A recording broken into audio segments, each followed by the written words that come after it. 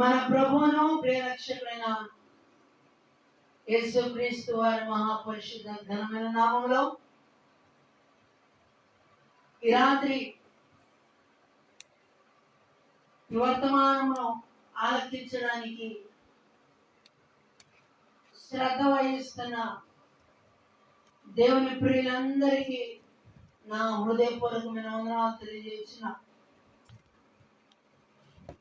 పరిశుద్ధ గ్రంథం నుండి మనందరికీ సుపరిచితమైన వాక్య భాగము యోహాను సువార్త 14వ అధ్యాయము 1 నుండి 7 వచనాల వరకు మనము ధ్యానించుకుందాం. యోహాను సువార్త 14వ అధ్యాయము 1 నుండి 7 వచనాలు. యోహాను సువార్త 14వ అధ్యాయము 1 నుండి 7 వచనాల వరకు. మీ హృదయములను కలవరపడనీయకుడి. మీ హృదయములను కలవరపడనీయకుడి. మీ హృదయమును కలవరపడనీయకుడి. మీ హృదయమును కలవరపడనీయకుడి. దేవుని యందు విశ్వాసముంచుచున్నారు. దేవుని యందు విశ్వాసముంచుచున్నారు. ఆయనలో విశ్వాసముంచుడి. ఆయనను నాయందు విశ్వాసముంచుడి. నాయందు విశ్వాసముంచుడి. నాయందును విశ్వాసముంచుడి. ఈ రోజున అనేకుల యొక్క హృదయాలు దిగులుతో, చింతతో, బాధతో, వేదనతో నిండిపోయింది. కలవరంతో కూడా నిండిపోయి ఉన్నది. పరిశుద్ధ గ్రంథమైన బైబిల్లో ఇదే కొత్త నిబంధనలో ఆ రాజుతో పాటు ఉన్న యెరూషలేములో ఉన్న వారందరూ మిక్కిలి కలవరపడిరి అని ఉండదు. మత్తయి సువార్తలో మనం చూస్తే 2వ అధ్యాయం, రైట్? సరే, ఎందుకు ఈ రోజున ప్రభువారు మనకు ఈ వాక్యాన్ని ఇచ్చారంటే, దేవుని మీద విశ్వాసం ఉంచని వారికి ఈ లోకంలో కలవరాలతోనే ఉంటది. కానీ దేవుని మీద విశ్వాసం ఉంచేవాడు వాని హృదయంలో ఎన్నటన్నటికి కలవరము ఉండదు. కారణం, దేవుని మీద ఆనుకున్నవాడు, దేవుని మీద ఆధారపడిన వాడి హృదయంలో, వారి జీవితంలో వారి ఎన్నటికీ కలవరము చెందరు. అందుకనే దైవజనులు గారు వచ్చి పాడు రాశారు, కలవరపడినే కొండల వైపు నా కనులు ఎత్తున. అందుకనే కలవరపడినే కొండల వైపు నా కన్ను లేతుదునా,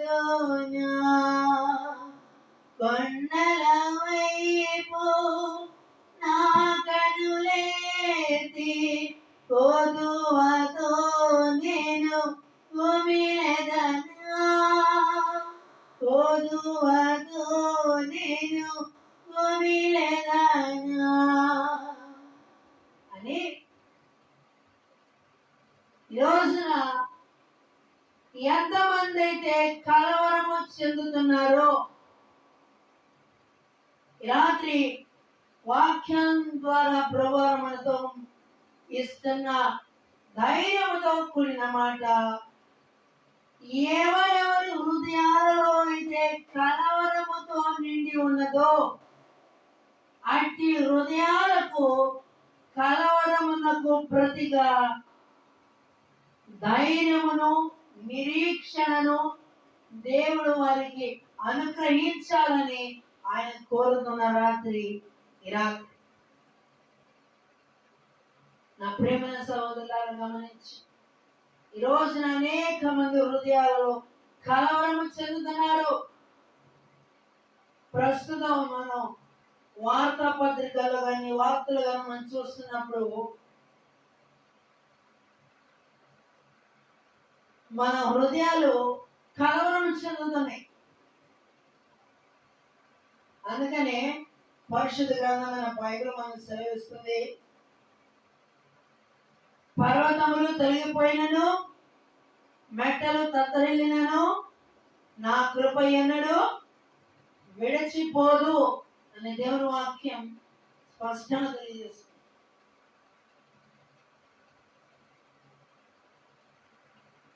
ప్రభునందు ప్రేమైన దేవుని బిడ్డలారా, ఈ రాత్రి ఎవరెవరు హృదయాలలో అయితే కలవరము చెందుతున్నారో అట్టి కలవరాన్ని దేవుడు ఈ రాత్రి వారి హృదయాలలో దేవుడు ఈ రాత్రి కొట్టివేయనుగాక.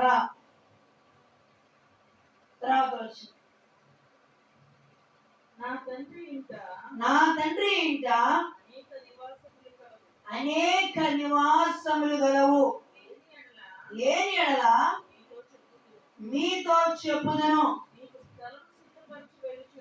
మీకు స్థలము సిద్ధపరచి వెళ్ళుచున్నాను. నేను వెళ్ళి మీకు స్థలము సిద్ధపరచిన ఎడల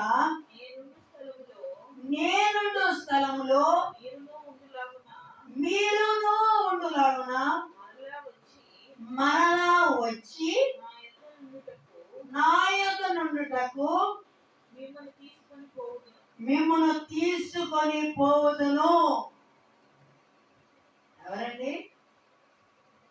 నేనుండు స్థలములో మీరును ఉండులాగున.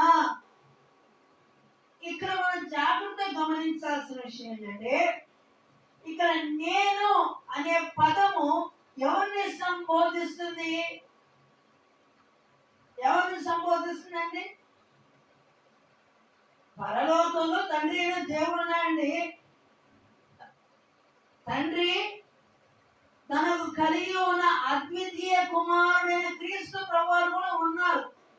అప్పుడు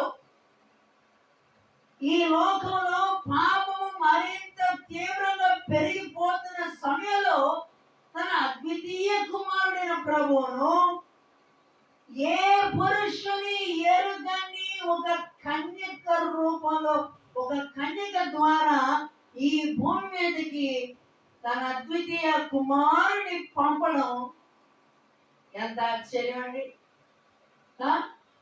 ఎంత ఆశ్చర్యం! చాలా సందర్భాల్లో దేవుని యొక్క ప్రణాళికలో ప్రకృతి సంబంధమైన ఈనాటి మానవునికి ఏమాత్రం అర్థం అవుతుందండి? అర్థమవుతుందా? అర్థం కాదు. కానీ ఆత్మ సంబంధమైన చూడాల్సిన కోణంలో చూసినప్పుడు దేవుని కార్యము, ఆయన మన పట్ల కలిగి ఉన్న అనాది సంకల్పమును మనం గమనించినప్పుడు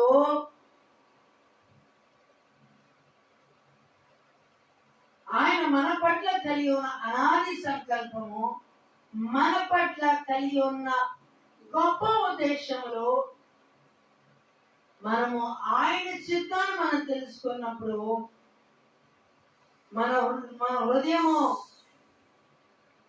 స్తుతించకుండా ఉంటుందా అండి? సార్ ఆలోచించి, నేనుండు స్థలములో మీరును ఉండులాగున మరలా వచ్చి నేను మిమ్మల్ని తీసుకొని పోదును. అంటే ఆయన ఉండే స్థలం ఏంటి? పరలోకం. పరలోకంలో మనకు స్థలము సిద్ధపరచడానికి నా తండ్రి ఇంకా అనేక నివాసాలు ఉన్నాయి. ఒకసారి గమనించండి, మనము చేసే ప్రార్థన పరలోకంలో ఇటుక రాళ్ళుగా తయారవుతాయంట. బంగారు ఇటుక రాళ్ళు. ఇటుకరాళ్ళు తీసుకొని మనకు ఒక చక్కటి నివాసాన్ని దేవదూతలు మన కోసం ఏర్పాటు చేస్తాయి. ఆ దేవదూతలు మనం తీసుకెళ్ళి మనం ఎంత ప్రార్థన చేశామో అని ఆ ప్రార్థనకు ప్రతిఫలము ఆ ఒక్కొక్క వ్యక్తి కోసం వాళ్ళు సిద్ధపరిచిన నివాసాలు అక్కడ వాళ్ళు చూపిస్తారు. ఇదిగో నువ్వు భూమి మీద బ్రతికినంత కాలం నువ్వు ఎంతగా ప్రార్థించావు, ఇదిగో నీ ప్రార్థనకు ప్రతిఫలం ఇదిగో ఇదే నీ ఇల్లు అని ప్రభువు చూపిస్తాడు. దేవదూతలు చూపిస్తాయి. తర్వాత వచ్చి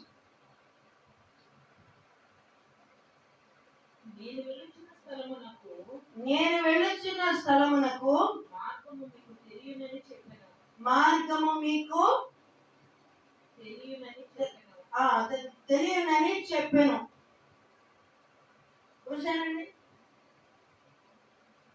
అందుకనే దైవజనులు ఒక్కొక్క మాటను వారు తీసుకొని ఒక్కొక్క సందర్భంలో వారు ప్రార్థన పూర్వకంగా పాట రాయడం అనేది it's not an easy thing. వారు ఆత్మలో దేవునికి సమీపంగా ఉంటూ వారి ఇప్పుడు మనం పాడుతున్న పాటలు నేను వెళ్ళే మార్గము నా యేసుకే తెలియనని అప్పట్లో దైవజనులు బైబిల్లో చదివిన మాటలను ఒక్కొక్క పదాన్ని తీసుకొని తన ప్రార్థన పూర్వకంగా రచించి పాడి ఈ రోజున వారు పాడిన పాటలే ఈ రోజున పాటలు దేవుడు మన ముందు వచ్చినందుకు ప్రభునందు మనం స్తుతించాలి. వారి ప్రయాస నేను వెళ్ళే మార్గము నా యేసుకే తెలియను, నేను వెళ్ళే మార్గము నా యేసుకే తెలియను అని ఎంత చక్కగా రాశారు. అంటే మనం వెళ్ళే మార్గము అది దేవునికే తెలుసు, అది ఆయనకే తెలుసు. తర్వాత వచ్చి అందుకు తోమా ప్రభువా ఎక్కడికి వెళ్ళుచున్నామో మాకు తెలియదే, ఆ మార్గము ఏలాగో తెలియనని ఆయనను అడుగగా యేసు నేనే మార్గమును సత్యమును జీవమును నా ద్వారానే తప్ప ఎవడును తండ్రి యొద్దకు రాడు. ఈ మాట ఆత్మ సంబంధమైన కోణంలో చూసినప్పుడు అందులో ఉన్న భావము, అందులో ఉన్న అర్థం అవుతుంది. కానీ తెలియని వాళ్ళకి ఏంటి ఈయన నా మార్గం, ఇక వేరే మార్గం లేదా అని తెలియనట్లు మాట్లాడతారు. అటు వారి మనం నేత్రాలను దేవుడు తెరచుగాక. దేవుని గురించిన సత్యము వారి హృదయాల్లో దేవుడు బయలుపరచుగాక. నేనే మార్గము సత్యము జీవము, ఆయనే మార్గము, ఆయనే సత్యము, ఆయనే జీవము. మార్గము గురించి బైబిల్లో 2 విధాలైన మార్గాలు మనం చూస్తాం.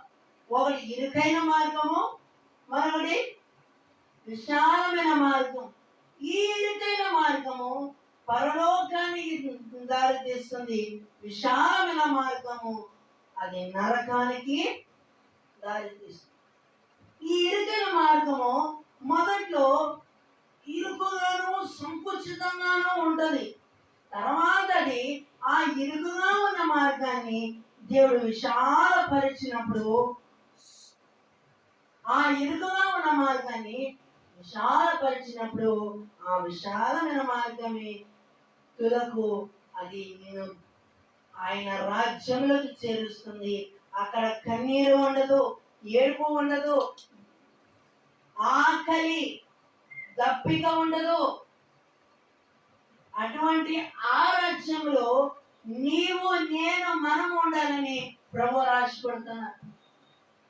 కానీ నాటి మానవుడు లోబడినాలని జనుల వైపు దినమెల్లా చేతులు చాపి ఉంచారు. ఈ రోజున ఆయన దీర్ఘ శాంతము వహిస్తున్నాడు కాబట్టి, ఆయన ప్రేమ గల దేవుడు కాబట్టి ఈ రోజు ఆయన ప్రేమ ఈనాటి మానవునికి చులకనైపోయింది. అవునా కదండి? అవునా కదా? దేవుని ప్రేమ ఈనాటి మానవునికి చులకనైపోయింది. అయినా సహిస్తున్నాడు, అయినా భరిస్తున్నాడు. పోన్లే, ఇప్పటికైనా తెలుసుకుంటాడేమోలే, ఒక్క అవకాశం ఇద్దాం, మరొక అవకాశం ఇద్దాం, మరొక అవకాశం ఇద్దాం అని తన కుమారుడైన ప్రభువారు ఇంకొక అవకాశం ఇద్దాం, ఆ ఇచ్చిన అవకాశాన్ని జాగ్రత్తగా నన్ను వాడుకొని నా వైపు తిరుగుతానేమో, నా వైపు తిరిగి నాలో ఉన్న గొప్పతనాన్ని, నాలో ఉన్న ప్రత్యేకతను అప్పటికైనా గ్రహిస్తాడేమో అని ప్రభువారు దినమంతా ఆయన చేతులు చాపి ఉంచారు. ఎంత ప్రేమ గల దేవుడు అండి! దేవుని ప్రేమ యొక్క విలువ తెలియని వాళ్ళు అందుకనే కదా సిలువను గూర్చిన వార్త నశించుచున్న వారికి ఎలా ఉందంటండి? వెర్రితనంగా ఉంది. కానీ రక్షింపబడిచిన మనకు దేవుని శక్తి.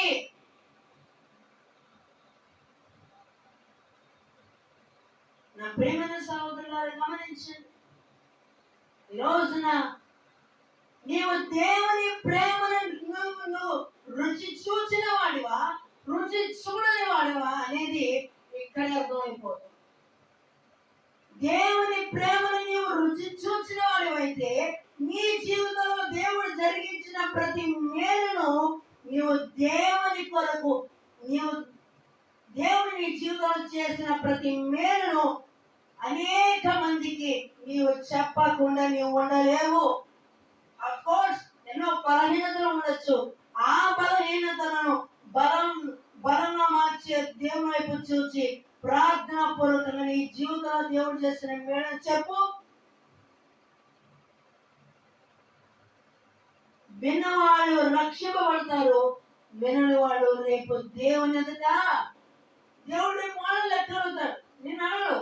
ఎందుకంటే నీ జీవితంలో దేవుడు ఎన్నో కార్యములు జరిగించారు. దేవుడు నీకు అప్పగించిన బాధ్యతను నువ్వు సంపూర్ణ పూర్తి చేశావు. నీ జీవితంలో జరిగిన మేలును నువ్వు అనేక మందికి చెప్పావు. ఆ చెప్పిన వాళ్ళను వినకుండా తిరుగుబాటు చేసిన వాళ్ళు ఉండుంటారు. అర్థమైందండి? దాన్ని అంగీకరించకుండా వ్యతిరేకించే వాళ్ళు రేపు దేవుడు అడుగుతారు. నా బిడ్డ యొక్క జీవితంలో ఎన్నో మేలు జరిగించాను, నేను ఎన్నో సార్లు అవకాశం ఇచ్చాను, అయినా నీవు మారినప్పుడు వెంటనే దేవుడు చేసే పని ఏంటో తెలుసా? ఆ వ్యక్తి యొక్క హృదయ కాఠిన్యానికి దేవుడు అప్పగిస్తాడు. నా ప్రియమైన సహోదరులారా, అంతటి పరిస్థితికి మనం తెచ్చుకుంటే మనం మారమా? ఒకసారి ఆలోచించా. ఇప్పటికైనా దేవుడు అవకాశం ఇస్తున్నాడు. నీకు, నాకు, మనందరికీ దేవుడు ఒక అవకాశం ఇస్తున్నాడు. ఆ అవకాశాన్ని మనము చేజార్చుకుంటే మన వంటి బుద్ధిహీనురాలు ఈ లోకంలో లేడు. తర్వాత వచ్చి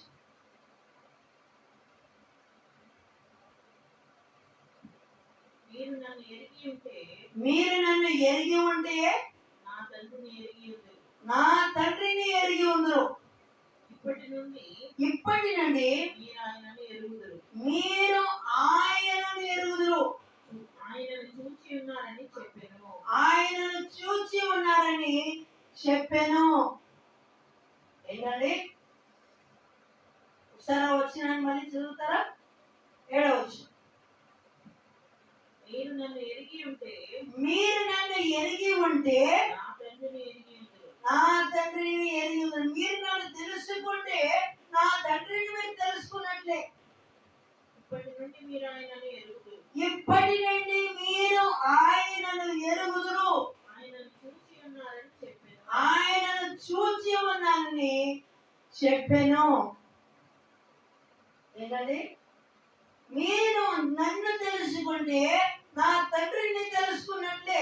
ఎందుకంటే తండ్రి, కుమార, పరిశుద్ధాత్మ త్రియేక దేవుడు కదా, అవునా కదండి?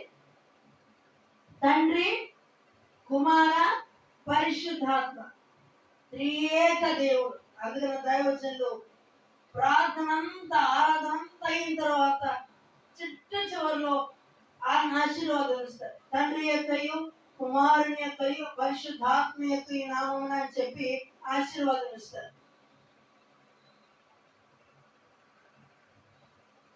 పరలోకంలో తండ్రి అయిన దేవుడు అన్నాడు. భూమి మీద తన అద్వితీయ తండ్రి అయిన దేవుడు తను పంపించిన అద్వితీయ కుమారుడైన క్రీస్తు ప్రభువారు 33 సంవత్సరాల వరకు ఈ లోకంలో తను జీవించిన విధానాన్ని ఒక మాదిరిగా మన కనులెదుట ఉంచారు. దేవుని యొక్క చిత్తాన్ని నెరవేర్చి మరలా తండ్రి కుడి పార్శ్వమున వెళ్ళి మన కొరకు విజ్ఞాపన చేస్తున్నారు. ఆయన బదులుగా ఈ దినాల్లో మనకు పరిశుద్ధాత్ముని ఈ భూమి మీదకి పంపించి నీతిని గూర్చి, పాపమును గూర్చి మనలను ఒప్పింప చేయడానికి పరిశుద్ధాత్మని ఈ లోకంలోకి మనల్ని పంపిస్తారు. నా ప్రియమైన సహోదరులారా గమనించి, చివరిగా అపోస్తలుల కార్యములు 1వ అధ్యాయములో ఒక సంఘటన ఉంది. పరిశుద్ధాత్మ మీ మీదకి వచ్చినప్పుడు మీరు శక్తి నొందుదురు కనుక మీరు యెరూషలేములోను, యూదయ, సమరయ ప్రాంతములన్నిటిలోను భూదిగంతముల వరకు నాకు సాక్షులై ఉండండి అని ప్రభువారు ఆరోహణ కొండ మీదకి ఆయన ఆరోహణను కాకమునుపు నేను మీకు ఏ సంగతులు నేను మీకు ఆజ్ఞాపించాను వాటిని చేయండి. తండ్రి యొక్కయు, కుమారుని యొక్కయు, పరిశుద్ధాత్మ యొక్క నామములో వారికి బాప్తిస్మం.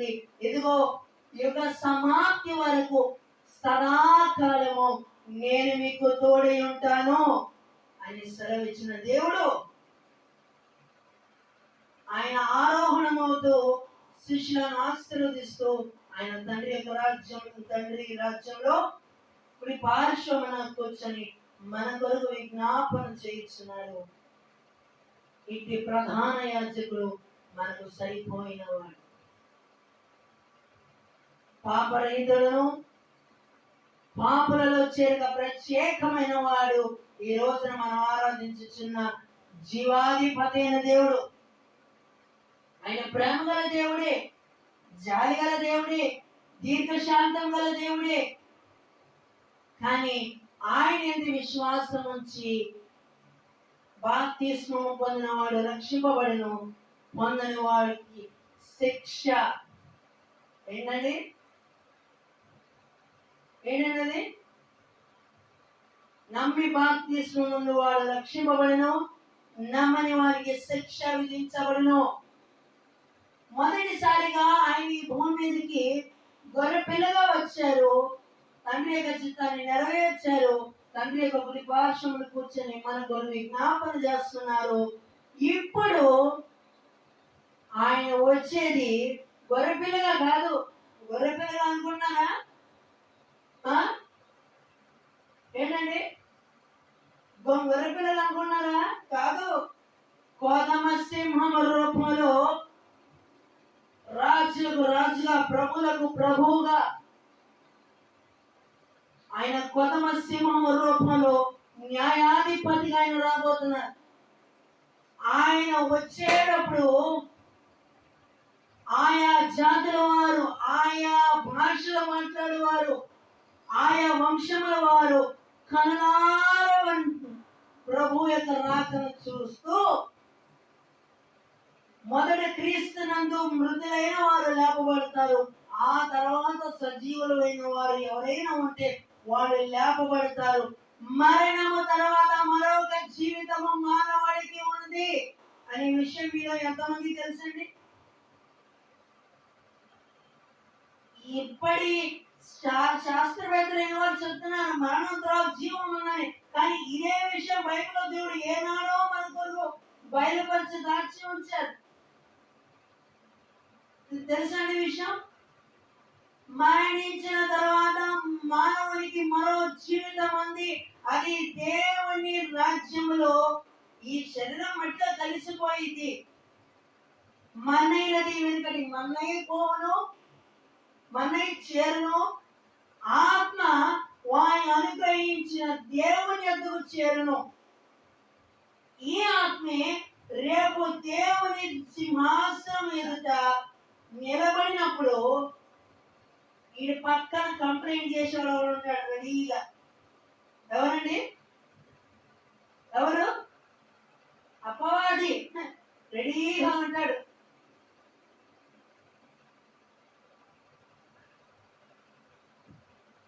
బ్రతికి ఉన్నప్పుడు అది మంచైనా చెడైనా ఆయన న్యాయ సింహాసనం ఎదుట మన జీవితంలో చేసిన ప్రతి కార్యాన్ని మనము దేవునికి లెక్కప్ప చెప్పవలసిన సమయం అదే.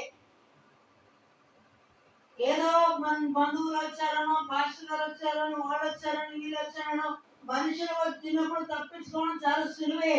కానీ దేవుని ఎదుట తప్పించుకోగలరా? Can anyone escape from the sight of the Lord? ఏంటండి? దేవుని కలుచుప్పుడు తప్పించుకోవడానికి అంత సాహసించారు ఎవరన్నారు ఈ లోకంలో? అవునా కదండి? అవునా కదా? దేవుని కన్న దృష్టిలో ఎంత తప్పించుకోవాలని చూసినా ఆ తప్పించుకునే మనుషుల దృష్టి కనబడకుండా ఉండొచ్చేమో కానీ దేవుని కన్న దృష్టిలో తప్పించుకోవాలని చూస్తే ఈస్ ఎ బిగ్ ఫూలిష్ అని చెప్పచ్చు. నా ప్రేమైన సహోదరులారా గమనించు.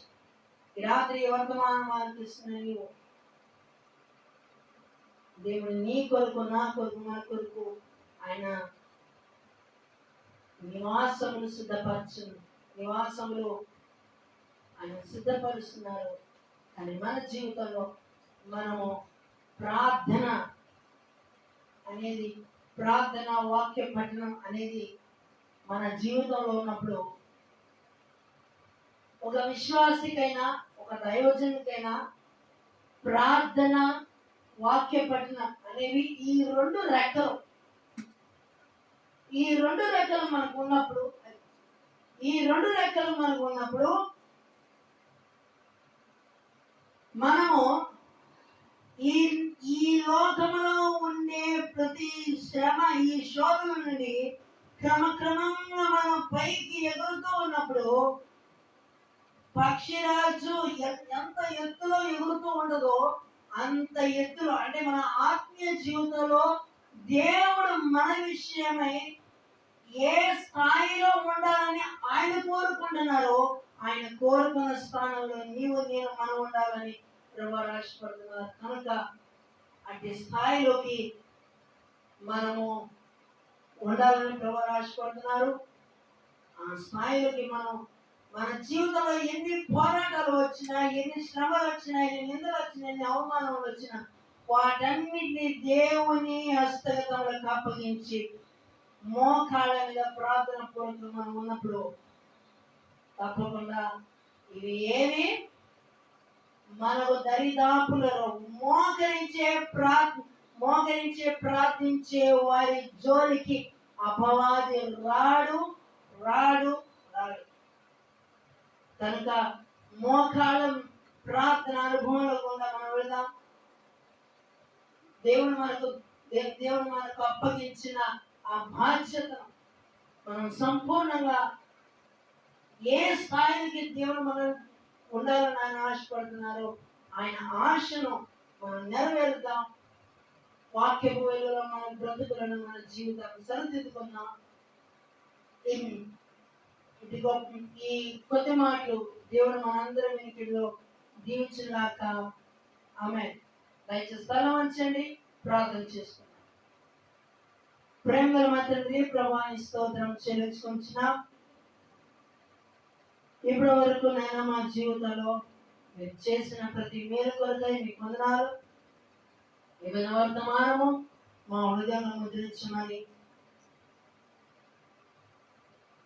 అది విన్న మటుకు మాత్రమే కాక దాన్ని మా హృదయంలో భద్రపరుచుకొని దాని ప్రకారం జీవించి మీ నామం మహిమపరిచే జీవితాలను దయచేయమని క్రీస్తు నామం ప్రార్థించి వేడుకొని అడుగుచున్నాం తండ్రి. ఆమేన్.